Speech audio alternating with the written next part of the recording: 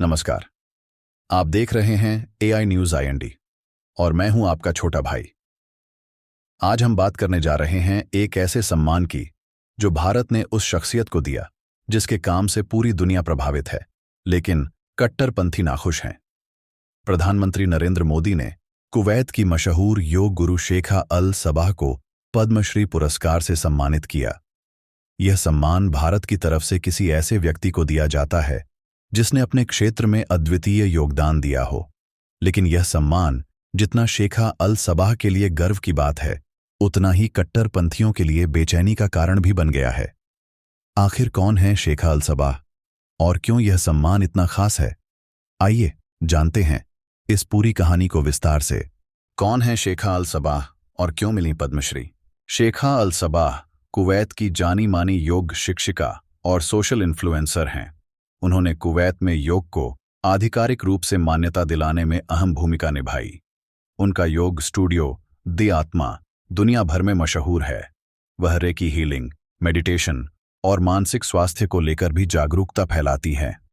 योग को सिर्फ भारत तक सीमित नहीं रखा, बल्कि इसे पूरे अरब देशों में लोकप्रिय बनाया।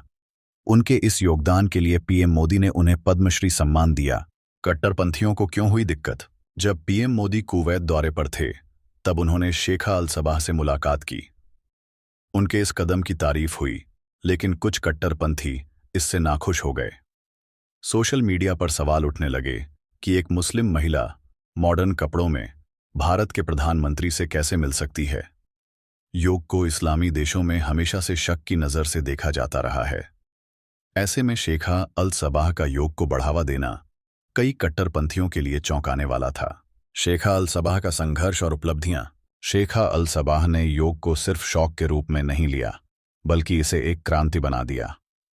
उन्होंने कुवैत में पहला सरकारी मान्यता प्राप्त योग सेंटर खोला। इसके अलावा उन्होंने कई महत्वपूर्ण कार्य किए, जैसे शम्स यूथ योग की स्थापना, जहां 14 साल तक के बच्चों को योग सिखाया जाता है। यमनी शरणार्थियों की मदद के लिए यमनक लील यमन पहल शुरू की। वंचित बच्चों की शिक्षा और महामारी राहत के लिए काम किया। अमेरिका के मोनरो इंस्टीट्यूट से चेतना प्रशिक्षण लिया। अफगानिस्तान के काबुल में महिला और बच्चों के लिए केंद्र की स्थापना की। भारत क्यों देता है ऐसे लोगों को सम्मान?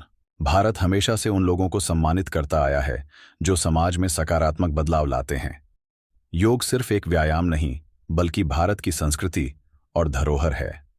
शेखा अल सबाह ने इसे आगे बढ़ाया, इसलिए भारत ने उन्हें पद्मश्री देकर उनकी मेहनत को सराहा। इससे कट्टरपंथियों को सबक भी मिला कि सीमाओं से परे भी भारतीय संस्कृति को अपनाया जा रहा है। पीएम मोदी और शेखा अल सबाह की मुलाकात क्यों महत्वपूर्ण? पीएम मोदी जब कुवैत दौरे पर गए, तब उन्होंने भारतीय समुदाय से मुलाकात की, उनके साथ खाना खाया, उनकी समस्याएं सुनी। लेकिन जब उन्होंने शेखा अल सबाह से मुलाकात की, तो यह सिर्फ एक औपचारिक मुलाकात नहीं थी। यह एक संदेश था कि भारत उन लोगों को सम्मान देता है जो दुनिया में कुछ नया और अच्छा कर रहे हैं, भले ही वे किसी भी धर्म, देश या समुदाय से हों। शेखा अल सबाह की कहानी सिर्फ एक योग गुरु की कहानी नहीं है।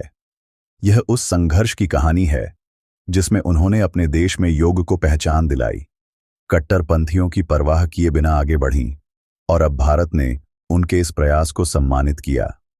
यह सम्मान सिर्फ शेखा अल सबाह का नहीं, बल्कि हर उस व्यक्ति का है जो सीमाओं से परे सोचकर समाज में बदलाव लाना चाहता है। पीएम मोदी का यह कदम बताता है कि भारत हर उस प्रतिभा को सलाम करता है जो दुनिया को बेहतर बनाने का सपना देखती है। अब सवाल आपसे, क्या योग को लेकर कट्टरपंथी सोच बदल पाएगी? क्या भारत की संस्कृति को अपनाने वाले लोगों को और समर्थन मिलना चाहिए? अपनी राय हमें कमेंट में जरूर बताएं। ऐसी ही और दिलचस्प जानकारियों के लिए चैनल को लाइक करें, शेयर करें और सब्सक्राइब करना ना भूलें।